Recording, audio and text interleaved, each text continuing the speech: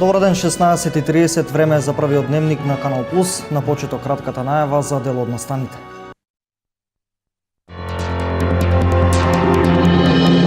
Премиерот на владата на Република Македонија Емил Димитриев денес присуствува на состанок на шефови на влади од земјите од Средна и Источна Европа и Кина во градот Рига. Основна цел на состанокот е унапредување на мултилатералната соработка на земјите учеснички. Во Пробиштип се уредува најгусто населената населба, се реконструира улицата Тодор Александров, каде се поставува ново улично осветлување и тротоари, со цел овој дел од градот да добие нов урбан лик. Делчево конечно доби своја монографија, во која се содржани моменти од историскиот, културниот, како и општествениот политички живот на Делчево и пијанечкиот крај. Автор на монографијата е Славчо Десподов.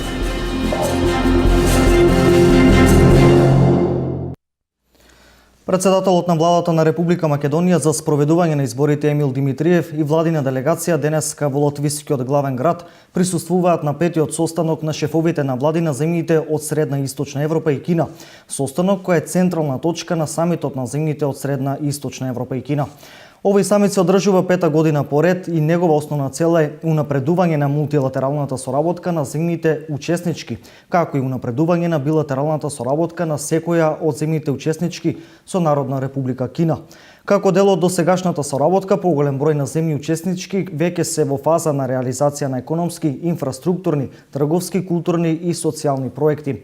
Република Македонија реализира проект за изградба на автопатите Штип-Скопје и Кичево-Охрид.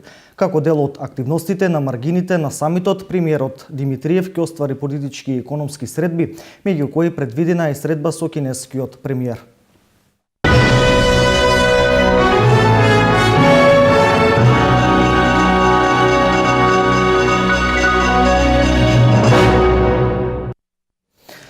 Социјалдемократскиот сојуз на Македонија утре на Конгрес ќе ги соопшти кандидатските листи за пратеници во 6 изборни единици во Македонија и една во диаспората. Имињата се уште се во тајна, но според одредени информации се очекува на листата на опозицијската коалиција да се најдат и познати имиња од општествениот живот кои не биле досега вклучени активно во политиката.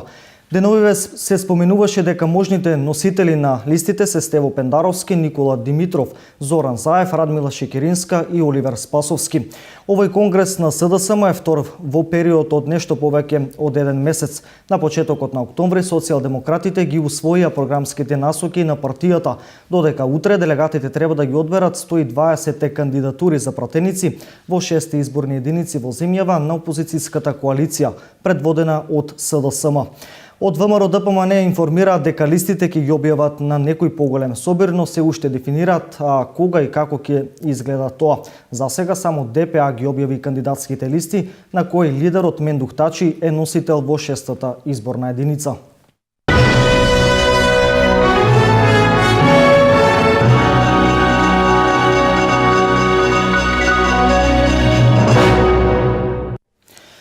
Продолжуваме со темите од регионот. Во Пробиштип се уредува најгусто населената населба. Се реконструира улицата Тодор Александров, каде се поставува ново улично осветлување и тротоари, со цел овој дел од градот да добие нов урбан лик. Во моментов општината работи на изработка на програмата за реконструкција на други улици, кои ќе бидат опфатени во буџетот за 2017 година. Интензивно се работи на реконструкција на улицата Тодор Александров во Пробиштип. Ново улично осветлување, нови тротоари и нов мини парк со игралиште се само дел од целосното инфраструктурно уредување. Се со цел овој дел од градот да добие нов урбан лик. Улица која што беше многу оштетена, посебно на раскрсниците од голем број на дефекти кои што настанува во старата водоводна линија. Со овој проект е опфатено комплетно изместување, односно поставување на нова водоводна линија, нови тротоари, ново улично осветлување, како и поставување на нов асфалтен слој. Целиот овој проект чини околу 7 милиони денари. Финишираше детското игралиште со мини парк во населба Карпаш. Граѓаните задоволни што општината ги слуша и реализира нивните барања. Многу ни се допаѓа и дечињата што ни направија лулашки, имаме внучиња што ги изведемо за да има да седнеме и постарите. Ние сме сега за сега многу задоволни. Коли, свашта, и еве се направи и за водата, тие канализации, се гледа. Што да кажам друго? Добро, ова е многу убаво. Ова е супер е направено, нема шо за децата. Па улицата беше ископана, но улицата не беше се направено од двете страни, направено, дотерано, се фино, убаво, деца си играат, на раат си играат децата, се има си плочки, клупи си има, седнат стари, млади. И малку гужва, кога има повеќе деца, по-голема гужва. Се очекува комплетната реконструкција на улицата да заврши до крајот на следната недела, што се однесува до останатите улици во градот кои беа предвидени во програмата на општината. 90% од нив веќе се реализирани, а следната недела се очекува да отпочне реконструкцијата на улицата 11 октомври. Средствата за реализирање на оваа улица ќе бидат обезбедени преку Светска банка, истакна Тоневски.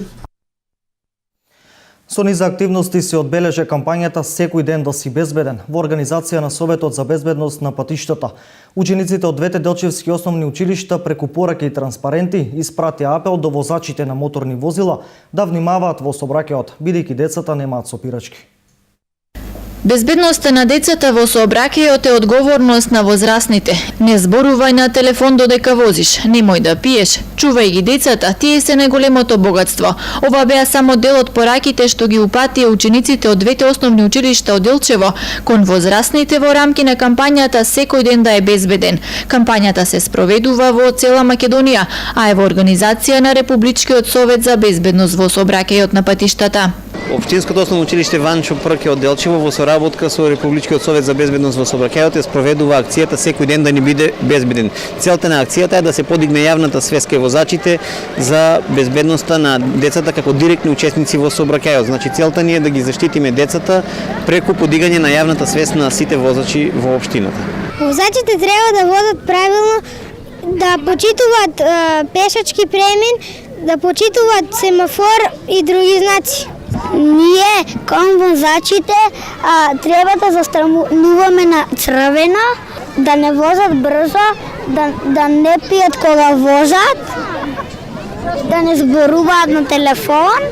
Со овие пораки што ги закачивме, сакаме да упатиме апел на возачите да бидат внимателни возачи. Учествувавме учениците од основното училиште Свети Климент Охридски од Делчево, со што изработивме голем број на цртежи и пораки кои што ги упативме на учесниците во сообраќајот, особено на возачите, се со цел да ја подигнеме свеста на возачите да ги почитуваат сообраќајните правила и да ги навалиме големиот број на несреќи кои што се случуваат секој ден. Пешаците треба да поминуваат на пешачки премини, треба да внимаваат кога одат по патиштата, не треба да трчат и исто така треба да ги гледаат боите на семафорот. Јас опатувам кod возачите голема порака да внимаваат на децата затоа што детскиот живот е многу вреден и сите треба да внимаваат затоа што децата немаат сопирачка. Пораките беа залепени на училишните огради и на места каде што најмногу се движат децата, се со цел да бидат забележани и во иднина почитувани од учесниците во сообраќајот. Делчево конечно доби своја монографија во која што се опфатени моменти од општествено-политички, историски и културни аспекти од животот на Делчево и Пијанец. Автор на монографијата е Славчо Десподов. Делчево доби своја монографија. Делчево заслужуваше еден ваков капитален труд, монографија во која се опфатени скоро сите општествено-политички, историско-културни и други аспекти од секојдневното живење и минатото на Делчево. Истакна авторот Славчо Десподов, кој целото свое животно искуство и историско истражување го вложи во печатот на ова литературно издание. Еден предизвик ми беше интелектуален да направиме на монографија на литературна творба која што едноставно ќе ги опфати сите аспекти од предисторијата па се до сега, не само за историскиот и географскиот дел на општина Делчево и Пијанец, туку и за сите културно-историски споменици, верски објекти, природни реткости, манифестации и сите обележи фактички од сите аспекти од културно-забавниот живот во општина Делчево. Промотор на синокешната промоција на монографијата беше професорот по византологија Александар Атанасовски, кој истакна дека монографијата има огромно значење не само за Делчево, туку и за Пијанец. Значење затоа што кога ви доаѓаат странци на посета, ако сакате во најкратки црти да ги запознаете со историјата на општината, фактички ќе ја дадете монографијата. Од историски аспект, јас регови на промоцијата, има, значи, еден голем дел од работите што се веќе познати, но има и некои нови моменти кои што се објавувате за прв пат тука, тоа благодарение на новите археолошки истражувања и истражувањата што ги направи авторот во соседството, посебно во Ќустендил, каде што од тамошните архиви, музеи се извадени некои податоци, посебно за брегалничката мисија и за некои настани меѓу двете светски војни. Монографијата содржи голем број на историски факти кои што досега не се објавени, а меѓу нив е и постоењето на градот Равен и првото христијанство во близината на село Разловци.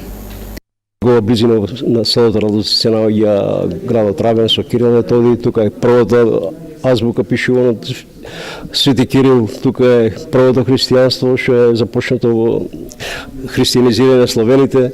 Пијаничката република, реков, што е многу малце застапена и во историјата, многу малце се знае, користени се автентични материјали за овие настани избеднувања. Ги темелам на автентични податоци, за тоа што во 2003 година се вршени ископувања на територијата на која што сметам дека се наоѓал градот Равен.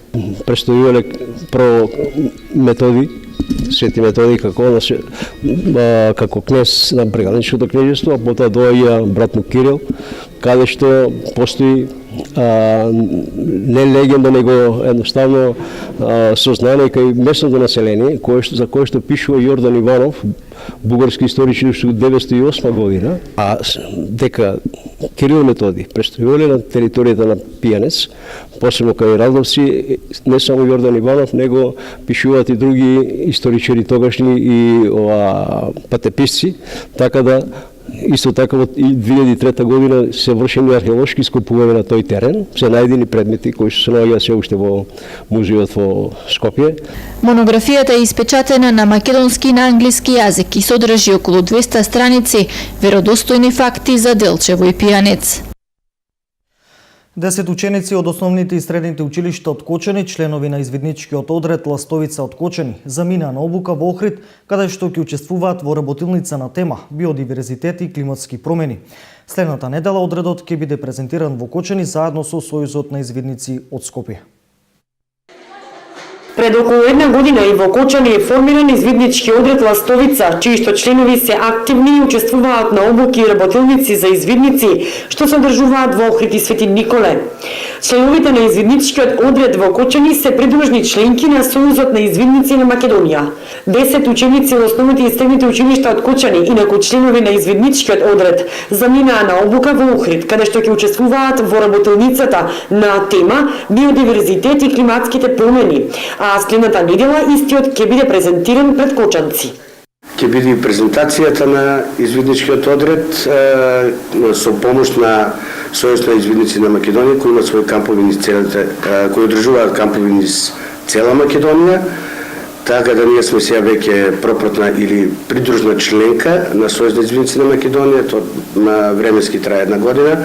Мислам дека со активностите, каде што имаме голем број на ученици активни, ќе го заслужиме членството во Сојуз на извидниците на Македонија.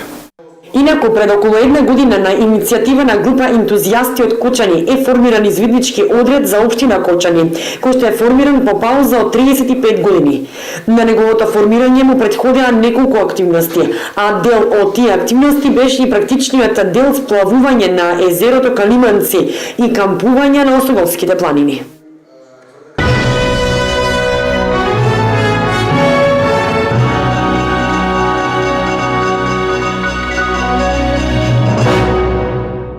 Православните христијани денеска одбележуваат Митровденската задушница во знак на сеќавање на починатите. Задушница е секогаш во сабота, ден кој црквата го одредила за помен и молитва за упокоените.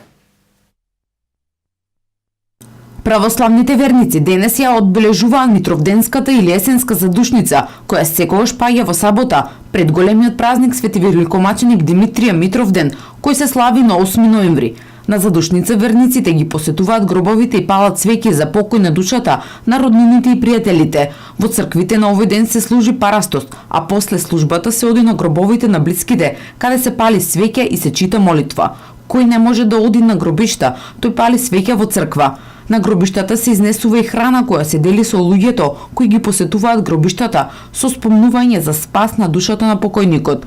Обичај е на гробиштата да се носи онолку свеќи колку што гробови се посетуваат. Се верува дека е голем грев ако на задушница некој на гроб одбие да земе храна или пак избрка туѓинец од гробот. Митровденската задушница е востановена во 14. век и најпрвин била руска традиција, од каде што преминала и во повеќето православни цркви.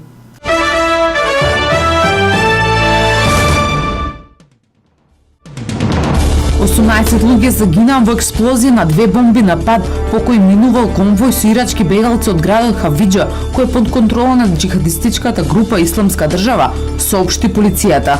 Меѓу загинатите 17 лица се бегалци и еден полицаец. Хавиџа се наоѓа на 120 км од градот Мосул, кој е упориште на Исламска држава. Военото контраразузнавање на Германија открило во редовите на вооружените сили на земјата околу 20 исламисти, а уште 60 лица се наблюдуваат, пишува денеска весникот Берлинер Моргенпост, повикувајќи се на армиски извори. Според податоците, најпривлечна за терористите е воената обука. Весникот наведува дека проверките во редовите на германските безбедносни сили почнале по терористичките напади во Брисел и Париз. Неодамна германската влада донесе одлука според која военото контраразузнавање ќе може да ги проверува кандидатите за воена служба поради евентуални екстремистички намери уште пред тие да стапат во армиските единици. Оваа одлука ќе стапи во сила од следната година.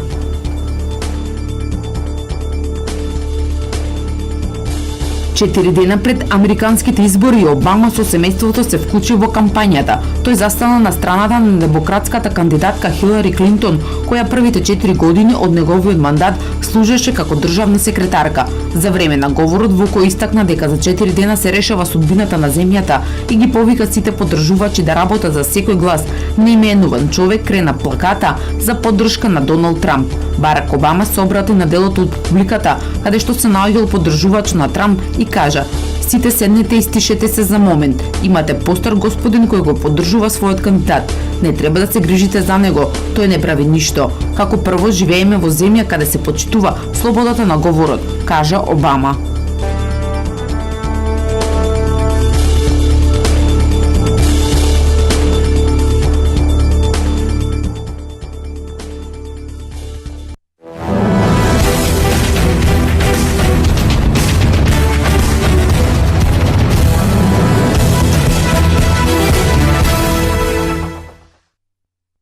Македонскиот пливачки маратонец Томи Стефановски синоќа во Лос Анџелес влезе во куќата на славните на Меѓународната маратонска федерација. Тој е еден од лауреатите на годинешното вбројување на најдобрите во овој спорт на посебната манифестација на Имсхоф, која традиционално се одржува од 1963 година. Томи Стефановски имаше кариера од 4 децении и успеа да се искачи на 30 подиуми на надпреварите во маратонското пливање, од кои 16 како победник. Најверојатно, неговите најдобри години дојдоа по 40-та година од животот. 2 победи, 2 втори места и 3 трети позиции во Фине Гран При серијата. Томи Стефановски постави рекорд на највозрасен победник во историјата на Гран При маратоните и беше рангиран како второпласиран во серијата, објави Имсхоф. Фудбалската федерација на Македонија е казнета со 5000 швајцарски франци од Светската фудбалска асоциација ФИФА. Забелешките се однесуваат првенствено на влегувањето на терен на неколку теми на гледачи по мечот со Италија на Филип II во квалификациите за светското првенство во 2018-та. Додека фудбалерите на двете репрезентации се уште беа на терен, поединци потрчаа кон италијанците со намера да направат фотографии или да земат дел од нивната опрема за спомен. Покрај изречената глоба, ФФМ доби предупредување за поостра казна при повторување на такви или неслични случаи. Од Светската куќа на фудбалот замерки за употреба на ластери и свирчиња кон актерите на теренот, но главната причина за санкционирање е влегувањето на гледачи на теренот.